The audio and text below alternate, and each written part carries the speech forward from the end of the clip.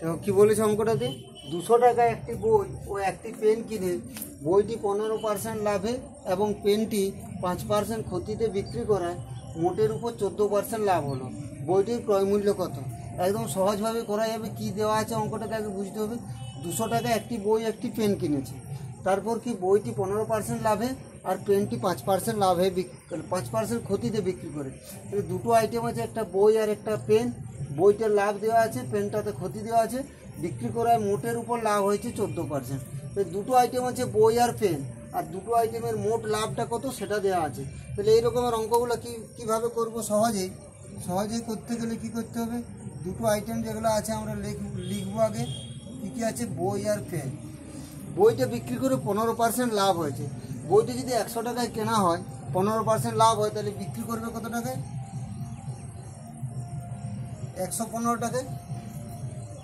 পেনটিতে 5% ক্ষতি হয়।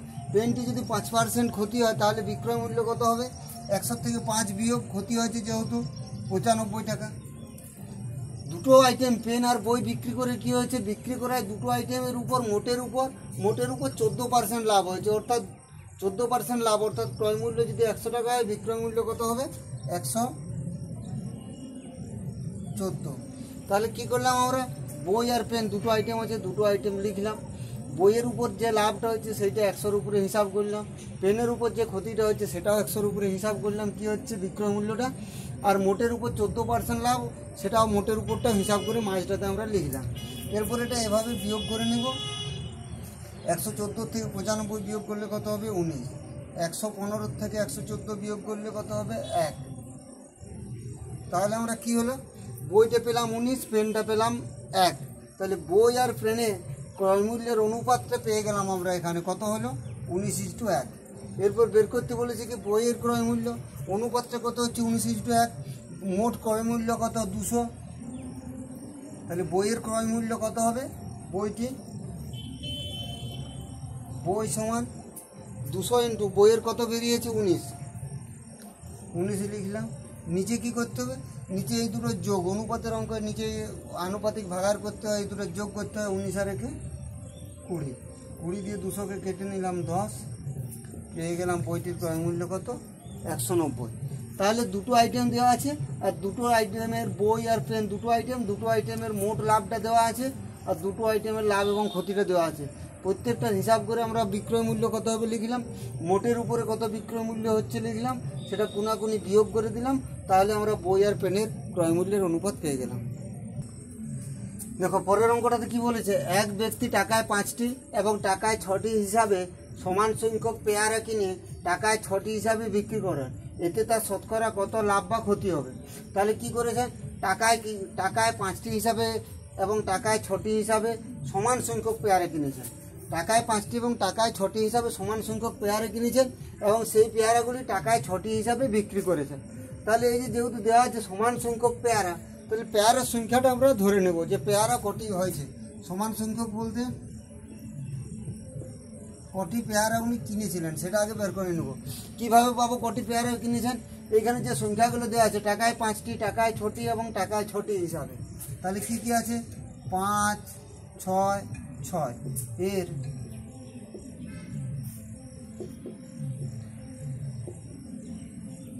লসাগু বা এলসিএম করে নেবো আমরা। সেই লসাগু বা এলসিএমটাই হলো পেয়ারার সংখ্যা। তাহলে কত হলো? 5, 6, 6-এর লসাগু কত হবে? 30 হবে। তাহলে ধরে নিলাম প্রতিটি পেয়ারায় 30টি করে কিনেছিল। তাহলে প্রথম পেয়ারাটি টাকায় কটি কিনেছে? 5টি। তাহলে টাকায় যদি 5টি কিনে তাহলে 30টি পেয়ারার দাম কত হবে? ক্রয় মূল্য কত হবে? 30টি পেয়ারার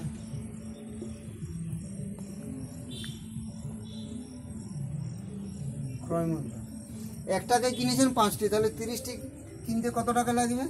30 ডিভাইডেড বাই 5 সমান 6 টাকা।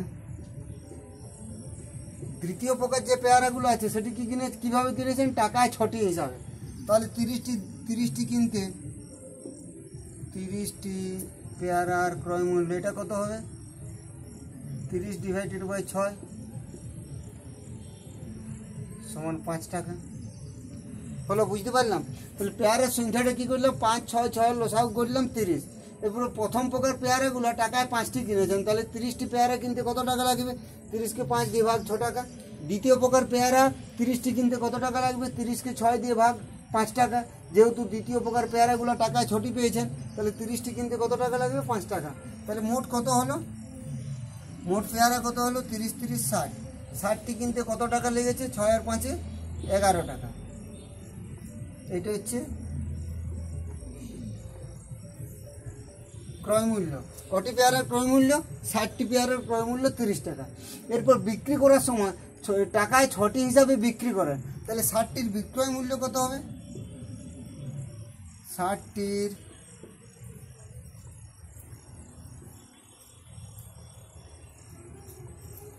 বিক্রয় মূল্য সমান 1 টাকায় কোটি বিক্রি করেছে 60টি, তাহলে এই 1 টাকায় কোটি বিক্রি করেছেন 6টি, তাহলে 60টি বিক্রি করে কত টাকা পাবেন? 60কে 6 দিয়ে ভাগ সমান 10 টাকা। ক্রয় মূল্য কত বেরিয়েছিল? 60টির ক্রয় মূল্য বেরিয়েছিল 11 টাকা। বিক্রয় মূল্য কত বেরোলো? 60টির 10 টাকা। তাহলে লাভ হলো না ক্ষতি হলো?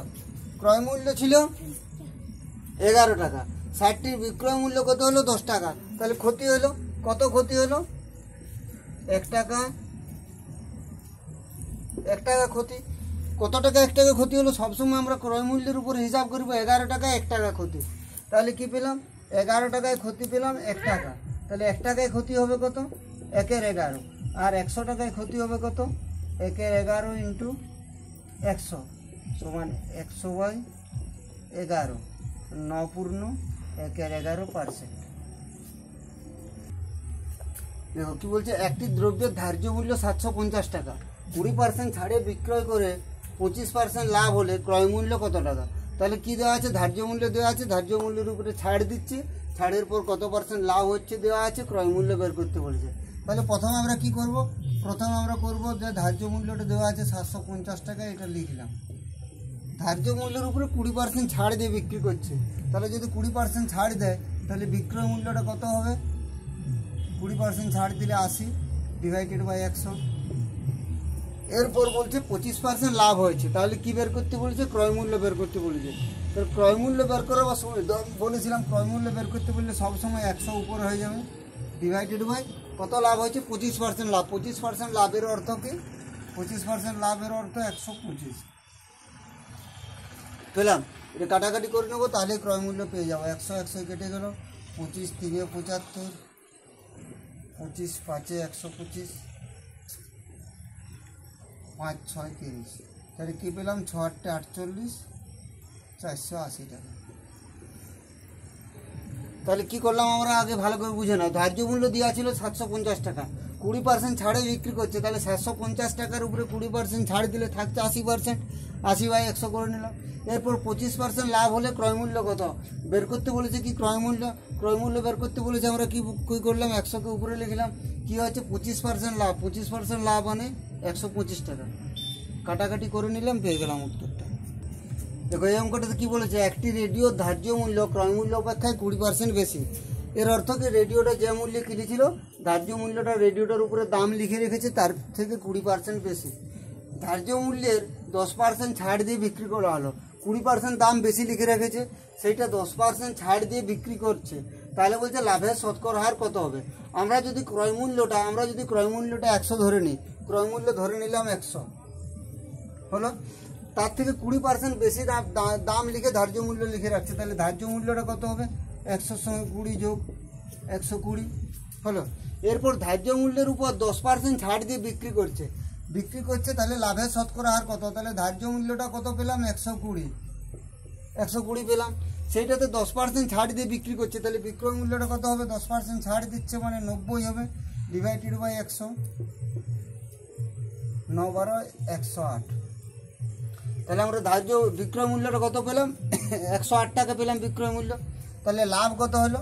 লাভ হচ্ছে 108-এর থেকে 100 বিয়োগ, তাহলে লাভটা পেয়ে গেলাম। কত হলো লাভ? 8%। কি বলেছে? একটি টেবিল 400 টাকার বদলে 350 টাকায় বিক্রি করলে ক্ষতির হার 5% বাড়ে, ক্রয় মূল্য কত টাকা? তাহলে 400 টাকার বদলে 350 টাকায় বিক্রি করছে, তাহলে কত টাকা কম টাকায় বিক্রি করছে? 400 থেকে 350 বিয়োগ অর্থাৎ 50 টাকা কম মূল্যে বিক্রি করছে। 50 টাকা কমে বিক্রি করে কি হচ্ছে, 5% ক্ষতির হারটা 5% বেড়ে গেল, অর্থাৎ 5% ক্ষতি হচ্ছে। এর অর্থ কি, দ্রব্যটা টেবিলটার ক্রয় মূল্যের 5% সমানই হচ্ছে 50 টাকা। বুঝাতে পারলাম? বিক্রয় মূল্য দেওয়া ছিল 400 টাকার বদলে 350 টাকায় বিক্রি করলে, তাহলে বিক্রি করছে কত কম টাকায়, 50 টাকা কমে বিক্রি করছে, 450 টাকার বদলে 350 টাকায়, অর্থাৎ 50 টাকা কমে বিক্রি করছে। তাহলে 5% ক্ষতি হচ্ছে, তাহলে ক্ষতির হারটা 5% বেড়ে যাচ্ছে। তার অর্থ হলো এই 5% সমানই হচ্ছে ক্রয় মূল্যের 50 টাকা। তাহলে 1%-এ কত, 50-এর 5, আর 100%-এ কত, এটা করে দিলে আমরা ক্রয় মূল্য পেয়ে যাব। 50-এর 5 ইন্টু 100,